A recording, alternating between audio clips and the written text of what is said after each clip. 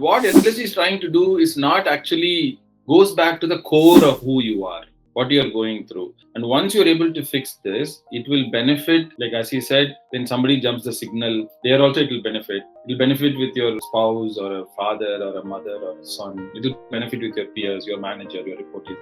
நீங்க அந்த பார்க்குற பார்வையே வந்து கம்ப்ளீட்டா மாறிடும். Because you will treat everyone as a human. But why is somebody at home more human and somebody at office less human?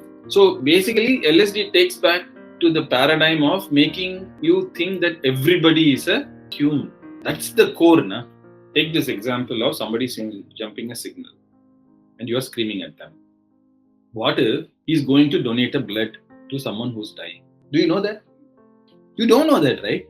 So how can you scream? We pretty much assume that the other person is wrong because he jumped a signal, but you don't know the reason why he jumped. So it is always better to assume you don't know something.